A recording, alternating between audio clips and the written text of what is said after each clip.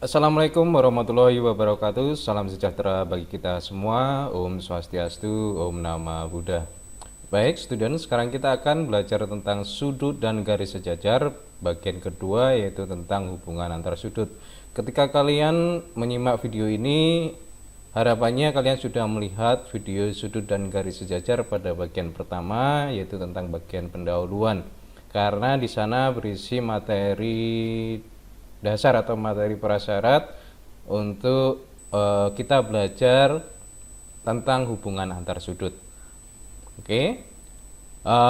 Berikut adalah kompetensi dasar, ya, ada dua kompetensi dasar, KD 3.10 dan KD 4.10, ya. Untuk garis transversal, pengertian garis transversal, apa itu dua garis sejajar, itu sudah dijelaskan pada video yang bagian pendahuluan. Oke, kita sekarang masuk pada materi inti tentang hubungan antar sudut, ya. Hubungan antar sudut yang pertama adalah sudut berpenyiku atau kata lainnya adalah sudut berkomplement, itu ya. Maksudnya bagaimana? Kalau misalnya kita punya sudut ABC di sini, kemudian dari titik B ini kita buat garis BD sehingga terbentuk sudut CBD.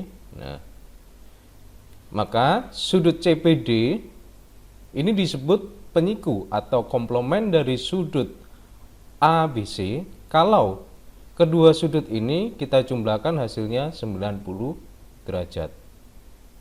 Oke ya, misalnya kalau sudut ABC ini 30 derajat, ya, maka penyiku atau komplemennya adalah sudut CBD yang besarnya 60 derajat. Gitu ya. Yang kedua tentang sudut berpelurus atau kata lainnya adalah sudut bersuplemen. Nah, misalnya kita punya sudut ABC, kemudian dari titik B, ya, kita perpanjang garis AB sehingga kita peroleh garis BD sehingga terbentuk sudut CBD, maka sudut CBD ini disebut pelurus atau suplemen dari sudut ABC. Kalau kedua sudut ini kita jumlahkan hasilnya 180 derajat. Oke ya, kalau misalnya di sini adalah 60 derajat sudut ABC-nya, maka pelurus dari sudut ABC yaitu sudut CBD itu besarnya adalah 120 derajat. Oke. Yang ketiga, sudut bertolak belakang. Nah, maksudnya bagaimana? Misalkan kita punya garis AB dan garis CD di mana kedua garis ini berpotongan pada titik E, ya. Maka sudut AEC ini disebut bertolak belakang dengan sudut BED, ya. Ini bertolak belakang. Lalu sudut AED ini disebut bertolak belakang dengan sudut BEC. Secara teori, sudut yang saling bertolak belakang ini, ya, secara kasat mata sudah terlihat, ya, besarnya sama, ya. Ini dengan ini besarnya sama, sudut AEC, ya, sama dengan sudut BED. Lalu sudut AED besarnya sama dengan sudut BEC. Ya, begitu kedudukan dua garis yang pertama. Oke, sekarang tentang kedudukan dua garis, kedudukan kedudukan antar sudut, ya, kedudukan antar sudut. Kalau ada dua garis sejajar dipotong oleh sebuah garis, maka akan terbentuk sudut A1, A2, A3, A4, lalu B1, B2, B3, B4. ya. Sudut-sudut sehadap itu besarnya sama, secara kasat mata akan terlihat. Tapi mana sih sudut-sudut sehadap ini? Contohnya adalah sudut A1 dengan sudut B2. Ini sehadap, menghadap arah yang sama. Secara kasat mata kita bisa melihat ini pasti besarnya sama, ya. Itu terjadi kalau ada dua garis sejajar dipotong oleh sebuah garis. Oke, berikutnya sudut A2 dengan sudut B1. Ini besarnya sama. Ini dikatakan sehadap. Lalu sudut A3 dengan sudut B4. Ini juga sehadap. Lalu sudut A4 sama dengan sudut B3. Ini sehadap. Oke, jelas ya. Lalu berikutnya tentang sudut-sudut berseberangan. Nah, kita lihat ada dua garis sejajar dipotong oleh sebuah garis sehingga membentuk sudut-sudut. Nah, sudut berseberangan itu besarnya sama. Ada dua jenis sudut berseberangan, ada dalam berseberangan dan luar berseberangan. Yang dalam berseberangan itu yang mana ya? Oke, sudut A4 ya. Sama dengan sudut B1. Lalu sudut A3 sama dengan sudut B2. Nah, dalam berseberangan berarti di antara dua garis sejajar ya. Oke ya, jelas ya. Ini besarnya sama. Oke, sekarang yang luar berseberangan. Luar berseberangan itu A1 dengan B4. Ini berseberangan. Ya. Di seberang garis yang memotong garis sejajar ya. Oke ya. Kemudian sudut A2 di sini dengan sudut B3. Ini dikatakan berseberangan, luar berseberangan. Oke ya. Begitu tentang sudut-sudut berseberangan. Lalu yang terakhir tentang sudut-sudut sepihak. Oke. Bila ada dua garis sejajar dipotong oleh sebuah garis sehingga membentuk sudut-sudut, jumlah sudut-sudut ya sepihak itu besarnya sama. Besarnya 180 derajat. Besarnya 180 derajat kalau dijumlahkan. Ya, jumlah sudut-sudut sepihak besarnya 180 derajat. Oke ya. Ada dua juga. Ada dalam sepihak dan luar sepihak. Mana yang dalam sepihak? Ya, contohnya adalah sudut A4 dan sudut B2. Ini dalam sepihak. Kalau dijumlahkan hasilnya harus 180 derajat. Oke ya. Lalu sudut A3 dan sudut B1. A3 dengan sudut B1 dijumlahkan harus 180 derajat. Ini dalam sepihak. Oke ya. Kalau dikatakan dalam berarti terletak di antara dua garis sejajar ya. Lalu luar sepihak. Nah, posisinya dilihat A1 dengan sudut B3. Ya, ini kalau dijumlahkan hasilnya harus 180 derajat dan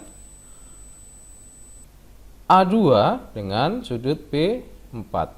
Ini luar sepihak dijumlahkan harus 180 derajat. Oke, itu hubungan antar sudut ya. Sekarang kita lihat contoh soal dan bahasan ya. Misalkan ada dua garis sejajar dipotong oleh garis ya, sebuah garis sehingga terbentuk sudut R1, R2, R3, R4, kemudian S1, S2, S3, dan S4. Oke. Pertanyaannya, kalau diketahui sudut R1 di mana ini?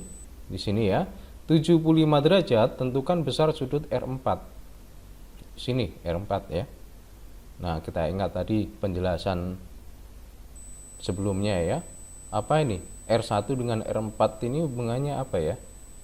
Oke. R1 dan R4 itu adalah sudut berpelurus. Kalau dijumlahkan harus 180 derajat. Karena diketahui R1 adalah 75, ya, kita masukkan, kita ganti ya, tulisan sudut R1 itu 75. Ya, kita cari R4-nya berapa, berarti kita pindah 75 derajat ini ke ruas kanan. Nah, diperoleh sudut R4-nya adalah 105. Nah, ingat ya, materi aljabar, nah, dalam menyelesaikan soal ini menjadi materi pendukung ya. Nah, aljabar itu mendukung semua materi-materi matematika ya. Oke. Pertanyaan kedua, sudut S2. Sudut S2 di mana? S2 di sini ya. Nah, tadi kita peroleh R4 ada 105, S2. R4-nya 105, S2 di sini. Ini apa namanya ya? Sudut dalam berseberangan. Diingat sudut dalam berseberangan atau katakan sudut berseberangan itu besarnya pasti sama. Oke ya. S2-nya sama dengan R4, hasilnya 105. Kemudian sudut S4. Sudut S4 ini ya, ada beberapa langkah untuk mencari sudut S4. Kita bisa melihat dari sudut S2 yang sudah dicari ya. Sudut antara S2 dan S4 ini saling bertolak belakang. Sudut saling bertolak belakang besarnya sama. Oke. Kemudian cara yang kedua ya, mencari sudut S4, kita bisa melihat sudut R4 yang sudah dicari. Nah, antara S4 dan R4 ini sudut sehadap. Sudut sehadap besarnya sama ya, 105. Atau kita bisa menggunakan konsep luar sepihak antara S4 dengan R1. Nah, R1 diketahui 75 derajat ya. Kita hitung. Ganti R1-nya ya menjadi 75 derajat dalam penulisan ini. Nah, kita selesaikan dan hasilnya ada juga 105.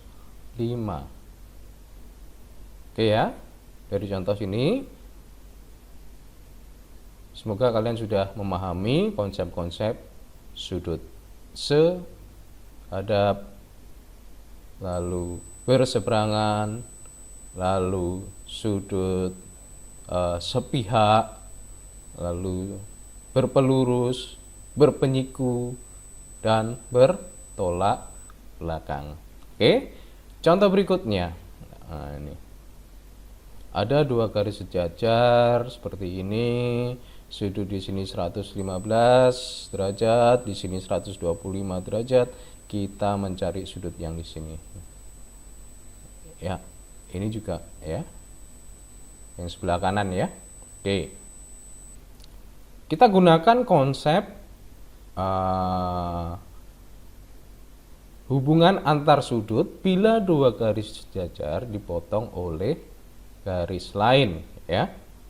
Di sebuah garis lain. Oke ya. Untuk menyelesaikan soal yang pertama ini, yang sebelah kiri. Langkah pertama, gimana supaya kita dapat menggunakan konsep-konsep hubungan antar sudut ya. Kita buat garis bantu yang pertama ya, yang sejajar antara dua garis ini ya. Garis putih ini sejajar dengan garis kuning. Oke. Maka sudut A ini kita bisa peroleh dengan menjumlahkan ya. Kita cari sudut B dan sudut C ini ya, berapa? Yaitu penjumlahan ya, A derajat secara keseluruhan di sini. A derajat sama dengan B derajat plus C derajat. Oke, baru kita bisa menggunakan konsep hubungan antar sudut. Yang pertama kita gunakan sudut dalam sepihak untuk mencari B. Nah, dalam sepihak diingat dijumlahkan harus 180 derajat. Karena sudah diketahui 115 ya, maka dengan mudah kita bisa mencari B adalah 65 derajat. Lalu kita cari C. Oke, juga sama dengan konsep dalam sepihak ya. Kalau dijumlahkan harus 180 derajat, kita peroleh C-nya adalah 55 derajat. Oke, untuk menyelesaikan soal ini, karena B dan C sudah kita peroleh ya, maka sudut A semuanya yang ditanyakan tadi ya, sudut ini ya, adalah 120 derajat. 65 derajat ditambah 55 derajat. Oke ya, sekarang kita selesaikan soal ini. Konsepnya sama, hanya berbeda. Perhatikan perbedaannya ya. Di sini sudutnya, posisinya di sini yang diketahui. Nah, sedangkan gambar kedua posisi sudutnya ya beda ya. Oke ya. Sama konsepnya, kita buat garis bantu ya. Oke ya. Nanti Pak Heru jelaskan yang bagian ini. Oke ya, kita buat garis bantu. Buat garis sejajar, yang putih ini sejajar dengan garis dua garis kuning ini ya.